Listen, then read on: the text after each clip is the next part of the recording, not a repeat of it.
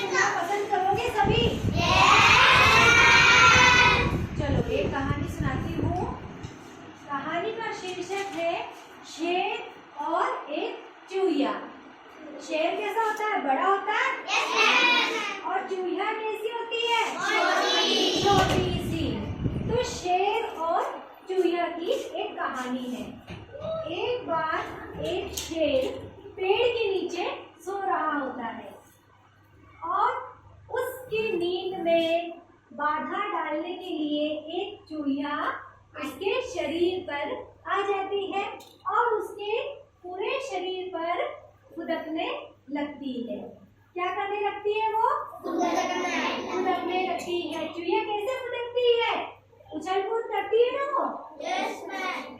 तो उसकी वजह से, चूहिया की वजह से शेर की नींद जग जाती है। वह उठ जाता है बीच में और शेर उस पर बहुत क्रोधित होता है। किस पर? चूहिया पर, है ना?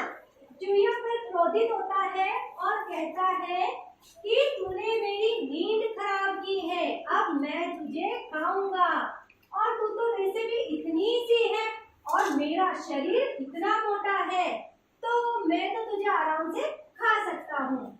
चूहिया उससे रिक्वेस्ट करती, उससे प्रार्थना करती है कि शेर राजा, आप तो इस जंगल के एक महान राजा हो, सबसे बड़े राजा हो, सबसे शक्तिशाली हो, मुझे खाकर तो आपका पेट भरेगा ही नहीं, क्योंकि आप तो बहुत मोटे ताजे हो ना, इसलिए। और मैं तो छोटी सी हूँ और हो सकता है मैं छोटी सी चूहिया, मैं आपकी कभी मदद भी कर दूं।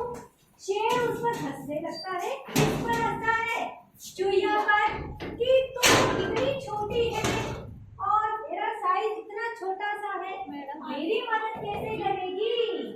ठीक है, इस तरह से कहते हुए दोबारा उसके ऊपर हा हा हा करते हुए हंसता है। फिर चूहिया फिर प्रार्थना करती है कि शेर राजा, कभी कभी छोटी चीज भी बड़े काम कर जाती है, कभी मैं आपकी मदद जरूर करूंगी। ये कहते हुए उसे प्रार्थना करती है। शेर राजा कहते हैं कि चलो ठीक है, अगर इतनी विनम्रता से प्रार्थना कर रही है तो मैं तुझे छोड़ देता हूँ, आज मैं तुझे नहीं खाता हूँ। चूहिया वहां से खुश होकर चली जाती है।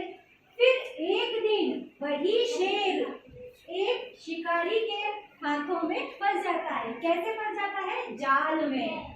ठीक है, शिकारी के हाथों में जाल होता है और उस जाल में वह शेर को फंसा लेता है और शेर दुखी होता है कि मैं तो जाल में फंस गया, अब मैं बाहर कैसे निकलूं।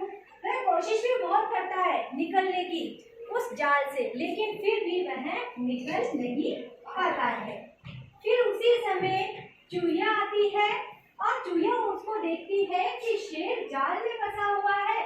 तो चूहिया उसको देख के अपने बाकी के साथियों को, जितने भी उसका परिवार है, चूहा, चूही, बड़े चूहे, छोटे चूहे, नन्ही नन्ही सी चूहिया, सारे मिलकर अपने परिवार को लेकर उस शेर के जाल को अपने तीखे तीखे दांतों से कटर कटर कुटर कुटर करते हुए उसको काटती है।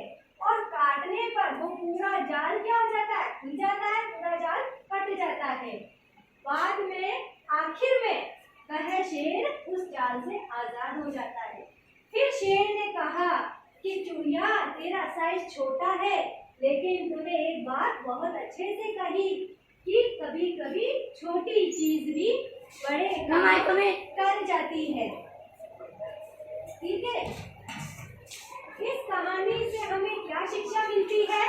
इस कहानी से हमें शिक्षा मिलती है कि हमें कभी भी अपने बड़े शरीर पर या हमें बड़े होने पर कभी भी घमंड नहीं करना चाहिए, सबको एक समान मानना चाहिए।